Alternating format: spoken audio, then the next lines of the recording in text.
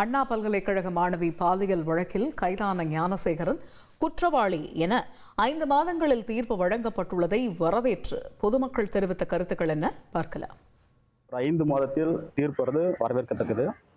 இவருக்கு வழங்கக்கூடிய தீர்ப்புகள் மறுபடி இந்த மாதிரியான குற்றங்கள் யாரும் இதுவரைக்கும் செய்யாத அளவுக்கு மிக கடுமையானதாக இருக்கும். இவருக்கு கொடுக்குற தண்டனையில மற்ற எந்த ஒரு பாலியல் குற்றவாளியும் இந்த குற்றத்தை செய்யறதுக்கு யோசிக்கணும். அந்த அளவுக்கு தண்டனை இருக்கணும்னு சொல்லிட்டு என்னுடைய எதிர்பார்ப்பு. இந்த தீர்ப்பு மற்றவங்களுக்கு ஒரு முன்னுதாரணமா இருக்கணும். பாலியல் தொந்தரவு பண்றவனுக்கு ஒரு முன்னுதாரணமா இருக்கணும். ஆனா அவனுக்கு கடுமையான தண்டனை கொடுக்கணும்.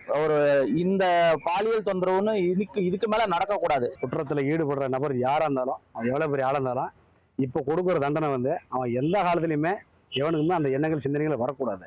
பாலியல் குற்றங்கள்ன்றது ஒரு குழந்தைக்கு சமமானதான். அந்த குழந்தை அவன் தான் குழந்தை மாதிரி தான். அந்த குழந்தைகிட்ட போய் அவன் வன்பொருள் ஈடுபடுறானா அவன் மிருகத்துக்கு சமம். அவன் இந்த மண்ணில் வாடுறதுக்கு தகுதி. வைத்திங் பிரைவேட் லிமிடெட் கம்பெனி ஆரம்பிக்கலாமா இல்ல பார்ட்னர்ஷிப்ல ஆரம்பிக்கலாமா? எது கன்ஃபியூஷன்? ஒரு எக்ஸ்பர்ட் கிட்ட பேசிடுவோம். எப்படி? பாஸ்வாலா பி த பாஸ். இந்த மாதிரி நிலைமை தமிழ்நாட்டில் எங்கேயும் நடக்கக்கூடாது. அவனுக்கு தூக்கு தண்டனை மட்டுமே வழங்கினா 2ஆம் தேதி நல்லா இருக்குன்றத நீதிமன்றத்துக்கு நாங்கள் கோரிக்கையாக வைக்கிறேன்.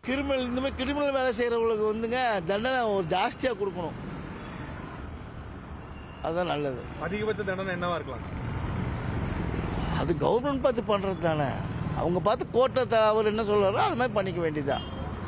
ஆனால் இந்த மாதிரி ஆளுகளுக்கு ஒரு அர்த்தம் பாடமாக இருக்கும். இவ்வளோ குயிக்காக தீர்ப்பு கொடுத்தது ஒரு நல்ல விஷயமா தான் இருக்குது. எந்த விஷயம் பார்த்தோன்னா ரீசெண்டாக நம்ம பொள்ளாச்சி கூட கிட்டத்தட்ட 6 வருஷமாக இழுத்தாங்க. அந்த மாதிரி இழுக்காமல் இது இவ்வளோ குயிக்காக அவங்களுக்கு ரிசல்ட் கொடுத்துருக்காங்க. இருந்தாலும் இனிமேல் இந்த மாதிரி யாரும் தப்பு நடக்காமல் இருக்கணும் அப்படின்னா அதிகபட்ச தண்டனையை அவங்களுக்கு கொடுக்கணும். அண்ணா பல்கலைக்கழக பாலியல் வழக்கில் பொதுமக்களுடைய கருத்து என்ன இந்த தீர்ப்புக்கு அப்படிங்கிறத பற்றி பார்த்து